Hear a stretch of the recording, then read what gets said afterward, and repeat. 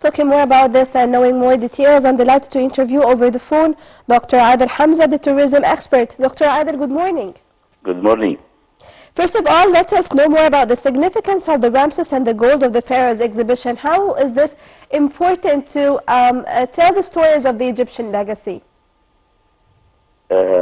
Actually, this is very important. It's very important exhibition. Actually, this exhibition started on November 2022 by visiting some other cities like Houston in the United States, San Francisco, and then Paris, Sydney, Cologne in Germany, and then Paris, and then this last stop for the exhibition, not the last one, but this is the current stop right now in Tokyo. Mm-hmm. And why was Tokyo chosen as a location for this exhibition?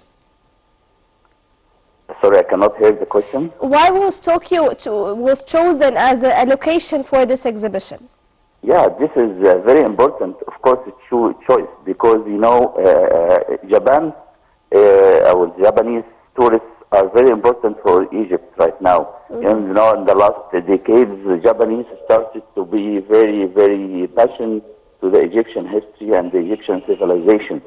So it's very good chance, of course, to promote this idea or to promote and enhance the awareness for the Japanese people and tourists about the Egyptian civilizations and history. So yes. It's very smart choice, by the way, to attract another number of tourists from Japan. Mm-hmm. So you mean, Dr. Adel, that this reflects the importance that the Egyptian government is paying to, or the attention that the Egyptian government is paying to the Asian tourists in particular? Yes, absolutely. Because, as I told you, that the Japanese tourists or Japanese tourism to Egypt is very important. In Egypt, every year, we have almost 1 million Japanese tourists every year. Yes. We need to enhance this number, actually, and to attract more than this number of tourists from Japan. So it's really, really important. Of course. And also, how long will the exhibition be open to the public? Sorry, I'm sorry? For how long will this exhibition be open to the public? You mean the public of Japan? Yes, I mean the duration, the timing of the exhibition. For how long will it be open to the public? Yeah, actually, it depends. Because in each city, for example, the exhibition continued in Houston in the United States for 6 months. Mm-hmm. From November 2022 till April, which is a very, very long period. There were queues in front of the place of the exhibition to enable the people to go to this exhibition. Mm-hmm. In Japan, until now, we have about 300,000 tickets for the exhibition was bought from the Japanese.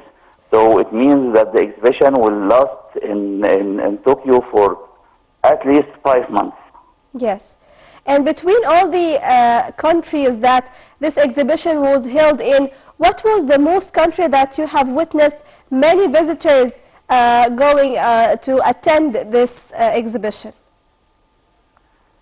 Of course, the increasing of the number or that number of people who are interested to go to the exhibition give us an idea how the Japanese people and the people in other cities are interested in the Egyptian civilization, the Egyptian history. And this is really very, very bright for the Egyptian history and for the Egyptian civilization and new generations in these cities.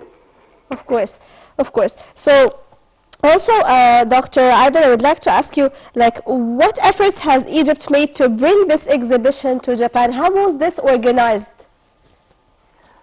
This is actually very important. To organize an exhibition like this is not just simple thing. There are many companies are competing to get the approval and to get the guarantee from the Egyptian government and from the governments of the cities which will host the exhibitions to organize the exhibitions. So it's something international thing. Yes. You know, and Egypt has an experience in that field from a long time. You know, we started this kind of exhibitions in the late 70s during the time of President Sadat. So we became very, very experienced in actually organizing this exhibition. Of course. And what was the reaction of the visitors? How did they interact with Ramses II or the Great Ramses? Of course, the people, they interact with Ramses II and this kind of exhibitions, especially the Egyptian exhibitions, in a very, very nice way and very, very, good interactions, because, you know, Egyptian civilizations have nothing similar in the world. Especially one of the kings, like King Tutankhamun, King Ramses, they are kings of Egyptian civilization who is considered are very, very, very important kings, very great kings. When we talk about Ramses II, we need, you know, hours to talk about Ramses II. The longest period of ruling was Ramses II, was like 67 years.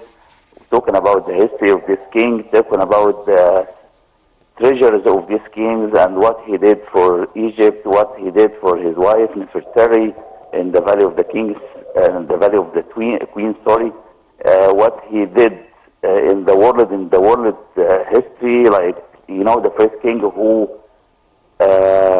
signed the first peace treaty in the history.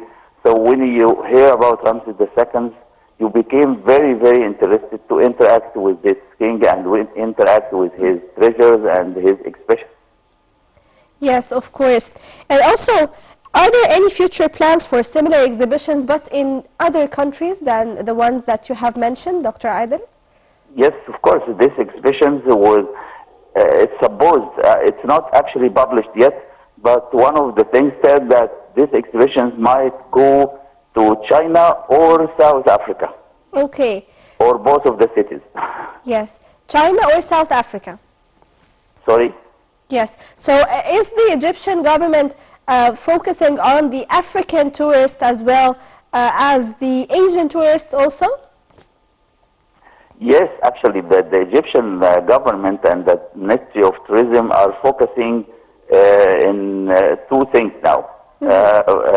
Chinese tourists and tourists from Africa, especially from South Africa, because this is a very promising market for the tourism, and we are actually doing our efforts to attract people from these cities and these countries to enhance the number of tourism in Egypt. You know, new plans and new ideas, new promotions to attract more tourists from all over the world, not just focusing on Europe and the United States. Yes, and also to cover another aspect of the topic in this call, Dr. Adel, how does this exhibition fit into Egypt's broader strategy for cultural diplomacy? How does it support the diplomacy and the cultural diplomacy between Egypt and other countries, especially Japan, of course?